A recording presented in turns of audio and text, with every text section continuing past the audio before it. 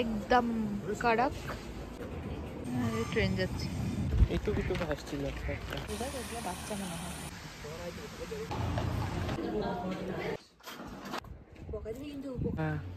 দেখ দাঁড়িয়ে গেল। তো আমরা এখন নামলাম গিমেল ওয়ার্ল্ড, আর এই গ্রামটা হচ্ছে ফেমাস অনেস্টি শপের জন্য। তো আমরা সুইজারল্যান্ডের এমন একটি গ্রামে আছি, তো এখানে প্রচুর দোকান আছে যেখানে শপকিপার নেই, আর দোকানদার ছাড়াই আমরা জিনিসপত্র কিনতে পারবো। আর প্রথম এই অনেস্টি শপের কনসেপ্টটা এখান থেকে এসেছিল। তো চলুন গ্রামটা ঘুরে দেখাই আপনাদেরকে। হ্যালো এভরিওয়ান, আমি সুস্মিতা। আমার নতুন একটি ব্লগে আপনাদের অনেক অনেক স্বাগতম। আশা করি সবাই খুব ভালো আছেন, সুস্থ আছেন, আর আমরাও খুব ভালো আছি। সুইজারল্যান্ড ভ্রমণের তৃতীয় দিন এর আগের ব্লগে দেখিয়েছিলাম, মানে বড় ব্লগের কথা বলছি, যে আমরা সুইজারল্যান্ডের খুব সুন্দর একটা গ্রাম লটারব্রুনেনে ছিলাম। আর সেখান থেকে বাসে করে খানিকটা এসে তারপর আমরা রোপওয়ে নিয়ে এখন যাচ্ছি অন্য একটি গ্রামে। এই গ্রামেরও কিছু স্পেশালিটি রয়েছে, তবে অতটাও ফেমাস নয়, তাই খুব একটা বেশি ট্যুরিস্ট এই গ্রামে আসে না। তো আমরা যে পাসগুলো নিয়েছিলাম তার মধ্যে এই গ্রামে আসার জন্য রোপওয়ে আমাদের ফ্রি ছিল, সেজন্যই ভাবলাম এই গ্রামে এসে একবার ঘুরেই যাই। আর এই গ্রামের স্পেশালিটি কি জানেন? ও হ্যাঁ, তার আগে এই গ্রামটার নাম বলি। এই গ্রামটার নাম হলো গিমেল ওয়ার্ল্ড। আর এই গ্রামের স্পেশালিটি হলো এখানে রয়েছে অনেস্টি শপ। হ্যাঁ, এখান থেকেই ইউরোপের প্রথম অনেস্টি শপের কনসেপ্ট এসেছে। আর এই দোকানগুলো পুরোটাই চলে বিশ্বাসের উপর নির্ভর করে, মানে দোকানদার নেই, জিনিসপত্র রয়েছে, যা কিনতে হবে নিজেকেই পছন্দ করে টাকা দিয়ে জিনিস কিনে নিজে থেকে চলে যেত। তো এখানে কেনাকাটি করার মতো অনেক কিছুই ছিল নানান রকমের বুকস, সোভেনিয়ার, টি শার্ট। তো আমরা কিছু কিনিনি, কারণ দামটা একটুখানি অন্যান্য দোকান থেকে তো বেশি অবশ্যই রয়েছে। তবে যেটা কিনলাম, ভাবলাম বাইরে এখন হেঁটে হেঁটে ঘুরছি তো, আর খুব সুন্দর রোদ উঠেছে, তো খুব গরমই লাগছিল, তাই ভাবলাম এখানে আইসক্রিম ছিল খাওয়ার জন্য, তাহলে একটা আইসক্রিমই কেনা যাক। এই একটা আইসক্রিমের দাম ছিল 5 সুইস ফ্র্যাঙ্কের মতো, ওই ভারতীয় টাকায় প্রায় 400 টাকার মতো। আর এখানে যে যে জিনিসগুলো দেখতে পাচ্ছেন সবগুলোতেই দাম লেখা রয়েছে। নিজের পছন্দের জিনিস নিয়ে নেন, তারপর এখানে পেমেন্ট করার জন্য অনলাইনেও পেমেন্ট করতে পারবেন। আর ওই যে অনেস্টি বক্স রয়েছে সেখানে আপনি ক্যাশ দিয়েও পেমেন্ট করতে পারবেন। তো আমরা তো এখানে এসে সবসময় কার্ডেই পেমেন্ট করেছি, তবে সুইজারল্যান্ডের নোট সুইস ফ্র্যাঙ্ক কাছে রাখার জন্য এটিএম থেকে উইথড্র করেছিলাম। তো তার থেকেই এখানে পেমেন্ট করে এই আইসক্রিমটা নিয়ে নিয়েছি। আইসক্রিম খেতে খেতে কোথায় যাবো আমরা? চল গ্রামটা ঘুরে আসা একটু। গ্রামটা এত ফাঁকা, লোকজন থাকে এখানে, বেশ সুন্দর বাড়িগুলো, খুব সুন্দর। আর কিট্টু কালকে কম ঘুমিয়েছিল, আজকে ওর কম ঘুমানোর ঘাটতিটা পূরণ করে নিচ্ছে, ও সমানে ঘুমোচ্ছে আজকে। চলো, এই দোকানে কিছু নেই, সব মাল বিক্রি হয়ে গেছে, বন্ধু। আচ্ছা, যাবো কোথায়?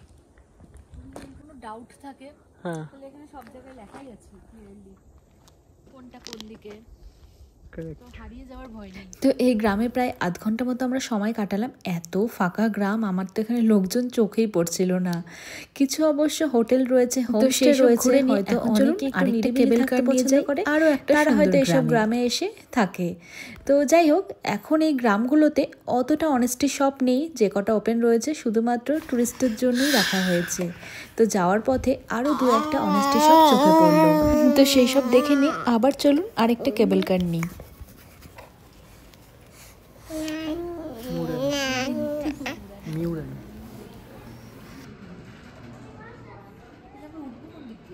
এই তো এদিক দিয়ে মনে হয়। আবার আজকে শুধু আমরা রোপওয়ে করে ঘুরছি।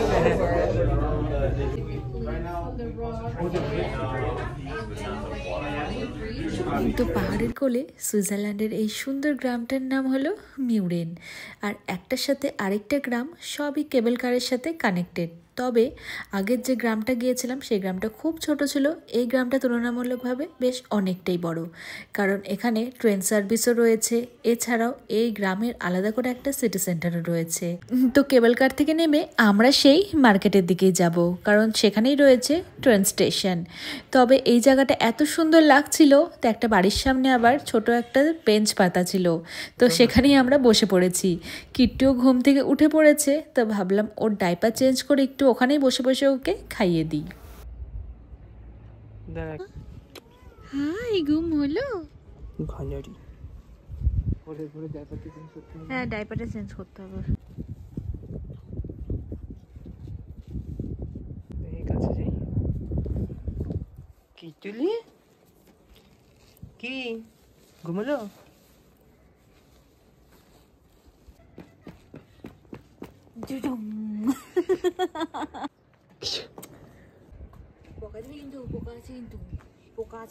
তো কিট্টুকে খাইয়ে দাইয়ে ডাইপার চেঞ্জ করে আমরা ওই বাড়ির বেঞ্চের সামনে অনেকক্ষণ বসেছিলাম। এখন চলুন এই গ্রামের সরু সরু রাস্তা দিয়ে আর সামনে দেখুন বরফে ঘেরা পাহাড় দেখতে দেখতে আমরা যাব মার্কেটের দিকে। তো এই মার্কেটে কেনাকাটি করার মতো বেশ কয়েকটা দোকান রয়েছে, তারই মধ্যে একটা দোকানে আমরা ঢুকেছিলাম। তো সেখানে দেখতে পেলাম শীতের পোশাক অনেক রয়েছে, সফট টয়েস রয়েছে, তবে বাচ্চাদের এই জামাগুলো আমার বেশি পছন্দ হচ্ছিল। কিট্টু সাইজের একটাও ছিল না, সেজন্য আমি আর নেইনি। তবে জিনিসপত্রের দাম বড্ড বেশি। আমার মনে হয় এগুলো হাতে তৈরি, তো সেজন্যই। যেমন ওই জামাগুলোর দামই ছিল 6 থেকে 7 হাজার টাকার মতো। তো আমরা ওখানে কিছু নেইনি, তবে সামনেই একটা বড় সুপার মার্কেট ছিল। একটু খিদে পেয়ে গিয়েছিল, তাই ভাবলাম সেখান থেকে তাহলে একটা ব্লুবেরির বক্স নেওয়া যাক। তো সেই ব্লুবেরি একটার পর একটা মুখে টপারটা পড়তে পড়তে আর পাহাড়ি রাস্তাতে হেঁটে হেঁটে এবার চলুন আমাদের গন্তব্যের দিকে যাই। আর এদিকে দেখুন সুইজারল্যান্ডের গ্রামের বাড়িগুলোতে আবার ফসলও চাষ করেছে। ওই অল্প অল্প করে বাঁধাকপি, ওলকপি, চেনাশোনার মধ্যে এই দুটো সবজি আমার চোখে পড়লো। আরও বেশ কিছু সবজি ওখানে লাগানো ছিল। I'm all about words, দেখি but it sounds like you're envisioning an instrumental piece that truly captures a calm, beachy ambience. Since this one's not about lyrics, I'd suggest. তো এতক্ষণ আমরা যেখানে দাঁড়িয়েছিলাম সেটা ছিল এই ট্রেন স্টেশনের একদম সামনেটা। কি সুন্দর ছিল না? ট্রেন ছাড়তে একটু টাইম লেগেছিল বলে আমরা বাইরেই দাঁড়িয়েছিলাম। আর এবার চলুন ট্রেনে উঠে পড়ি। এই ট্রেনগুলো কিন্তু অন্যান্য ট্রেন থেকে একটু আলাদা, তেমন বেশি লোক হয় না, তো তাই 1 থেকে 2 কামরারই বগি রয়েছে। আর সেই ছোট্ট ট্রেন করে আমরা এসেছিলাম একটা কেবল কারের স্টপ অবধি। আর সেই কেবল কার আমাদের আবার নিয়ে এসেছিল লটারবোনেনে। আর এবার লটারবোন থেকে ট্রেন নেব। দেখুন কি ভিড়, দেখেছেন? কারণ এই গ্রামটা ভীষণ ফেমাস। আর সেখান থেকে ট্রেন নিয়ে আমরা চলে গিয়েছিলাম ইন্টারলেকেন ওস্টে। ট্রেন যাচ্ছে।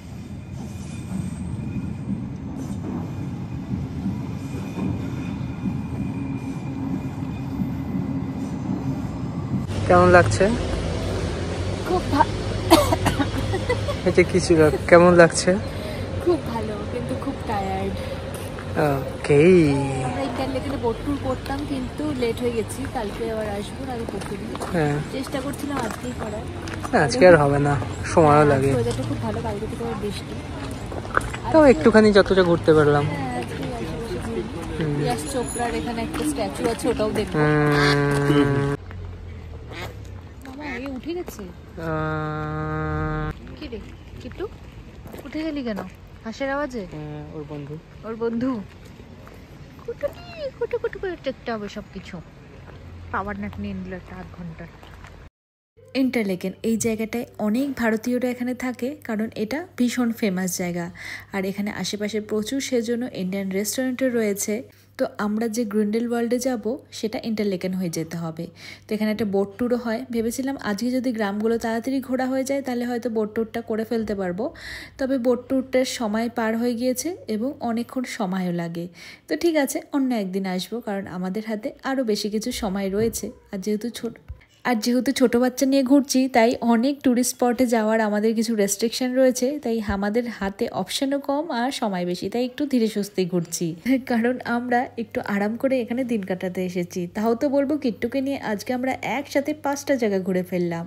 তো ইন্টারলেকেনে ইয়াশ চোপড়ার একটা মূর্তি রয়েছে, তো সেটাই দেখতে যাওয়ার পথে একটা জায়গায় দেখতে পেলাম জাপানিজ গার্ডেন রয়েছে।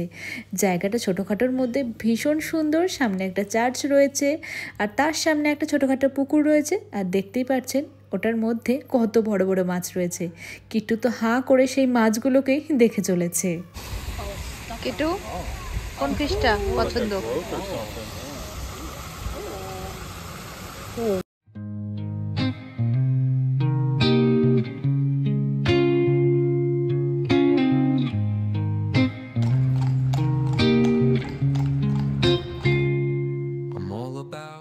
তো স্টেশন থেকে প্রায় 15 থেকে 20 মিনিট হেঁটে হেঁটে আমরা এখানে এলাম। মাঝখানে বাসও ছিল, তবে আমরা বাস নিইনি, হেঁটে হেঁটেই শহরটা ঘুরছিলাম।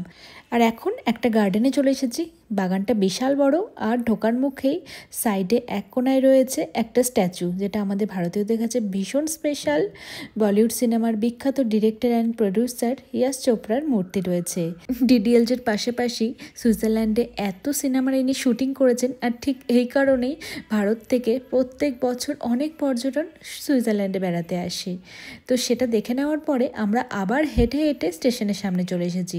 ট্রেন এখন আধ ঘন্টা পরে রয়েছে। তো স্টেশনের সামনেই একটা ইন্ডিয়ান রেস্টুরেন্ট ছিল, তো ভাবলাম সেখানে ঢুকেই তাহলে একটুখানি চা সিঙ্গারা খাওয়া যাক।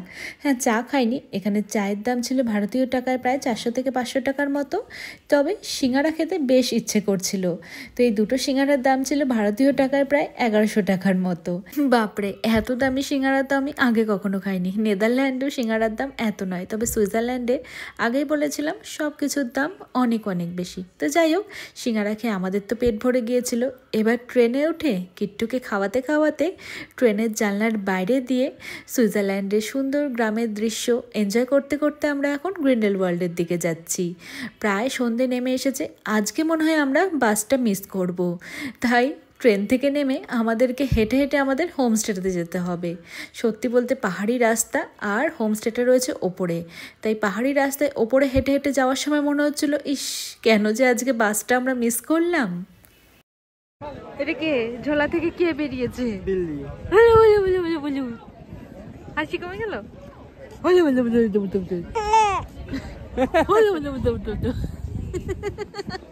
অনেক ঘোরা হলো, এখন আমরা বাড়ির উদ্দেশ্যে রওনা দিচ্ছি। এই পাহাড়টা দেখে দিই।